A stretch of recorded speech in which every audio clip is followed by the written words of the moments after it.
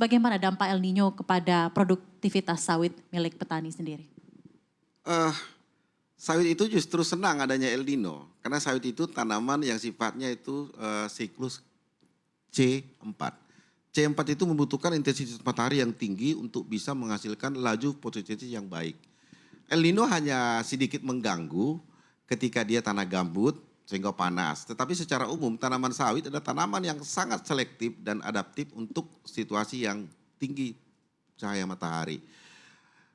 Orang banyak mengatakan El Nino akan menurunkan produksi. Tidak, produksi menurun karena orang tidak mau pupuk. Kenapa tidak mau pupuk? Karena harga pupuk naik. Kenapa harga pupuk tidak mampu dibeli? Karena harga sawit nggak ada, titik. Bukan El Nino. Jangan Oke. diputar balikkan cerita gitu. Oke. Dan dalam hal ini seperti dampak-dampak turunnya seperti serangan hama dan turunnya pasokan air juga tidak berpengaruh ya Pak ya? Ya. Seperti Anda sampaikan narasinya harus disampaikan dengan jelas dampaknya terhadap kelapa sawit di Indonesia. Silakan Pak. Ya, jadi dampaknya itu saya sampaikan, karena spekulan ini kan membuat isu supaya seakan-akan terjadi produksi menurun supaya harga naik. Namun yang masalah itu hanya untuk di tanah yang berpotensi kebakaran, untuk tanah gambut, sehingga terjadi potensi. Nah, efek yang terjadi itu adalah efek berikutnya. Apa itu? Karena tidak memupuk. Tidak memupuk karena dua, karena harga TBS nggak ada. Harga petani tidak bisa beli pupuk.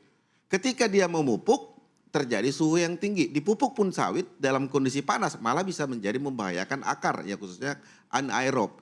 Jadi kata kunci daripada El Nino itu adalah bukan akibat panas, tetapi adalah karena dulu tidak memupuk, karena tidak ada duit petani beli pupuk. Jadi itu. Jadi kalau saya melihat masalah ini cukup sederhana kalau memang kita perbaiki yang dari awalnya tadi itu harga pupuk Baik. dan pemupukan gitu.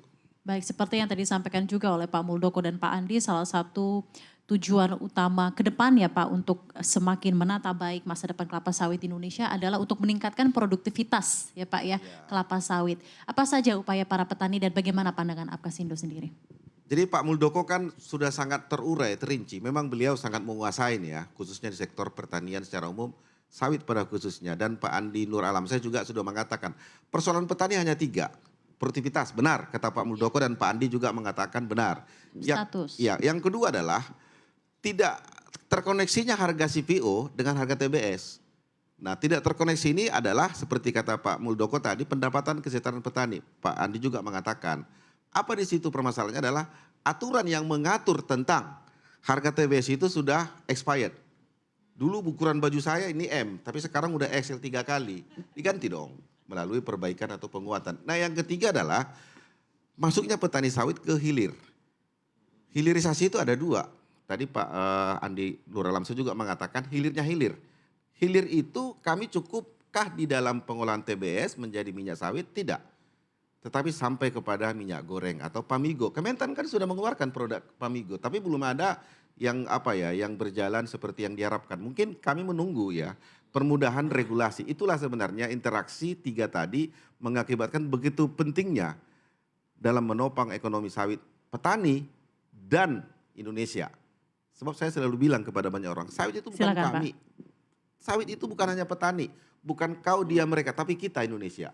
Dan dunia menikmati. Itu saya selalu bilang. Karena Sawit itu faktanya, kita Indonesia dan dunia menikmati.